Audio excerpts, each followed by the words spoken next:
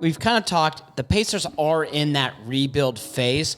How do you speed up a rebuild? You acquire great assets. Halliburton, obviously one, and DeAndre Ayton would be two. So those would be two really quick upgrades, both at the guard and that center position, that could really help Indiana out. And one key retention, Trevor, you've mentioned it, Jalen Smith, 3 years, $15 million. What does this actually do for the Pacers? Yeah, I mean, he was a guy coming into the offseason where it looked like slim chances for them to re-sign him, and they were able to get a deal done. Part of the deal, I don't know if you guys heard this, Rick Carlisle made it official in the welcoming press conference, but they promised him a starting position at the power forward spot. So he's going to be a starter. He played so well for them down the stretch with the team. He averaged 13 points per game, 8 rebounds, and shot 37% from deep with Indiana.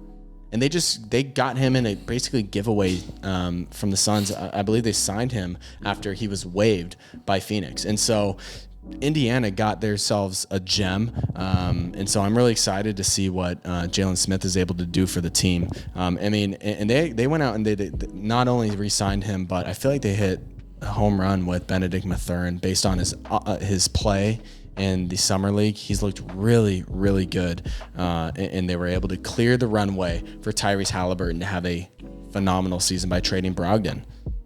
Yeah, I mean, you mentioned cleared the runway. This is Halliburton's team now, and you need to have a focal point or a player to build around. Halliburton is that guy, and you mentioned Mathurin, an awesome pick if you're a Pacers fan. The Hoosier State, the founding fathers of basketball, Christian. But really, I love this pick in Mathurin. He was great off the ball, and that's what they'll want to expect from him early on in Indiana. And what I mean by great off the ball, I'm talking about his summer league games where a lot of catch and shoot, and that's going to be his expectation early on. He's not going to be a very ball dominant player. He doesn't need to be. And he doesn't need to be, especially when you have a guy like Tyrese. So this is a great pick, but they also did great with Andrew Nembhard. Is a guy that maybe he doesn't have the same ceiling as other guards in the draft, but he's an older, more experienced player who can provide production right off the bat.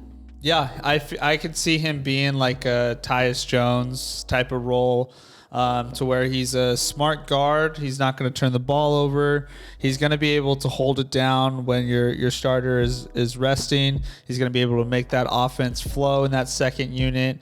I'm really high on him, just to come in and be that, role playing backup point, because he's the type of guy that he's going to buy into whatever role they want him to do. Yeah, and I also want to kind of talk about Rick Carlisle coming onto the role beginning of last season, where his expectation was take us to the next step. We have a solid team that's in bottom tier of the playoffs, but they're making the playoffs. They're playoff basketball, and their expectation for Rick was, you know what, we've seen you do it in Dallas. Take this team to the next step. And halfway through the season, they realized this wasn't working. They blew it up, traded Sabonis away, got a young guy in Halliburton, and Rick Carlisle is in for the rebuild. It's a sped up rebuild, as you've mentioned. And so I think right now, to see Rick Carlisle's buy-in, to see Tyrese Halliburton as the focal point, as the main guy, you have to be excited if you're Indiana. Hey, thanks for watching. Before you leave, don't forget to like and subscribe. We're the only NBA show focused on covering your favorite small market teams.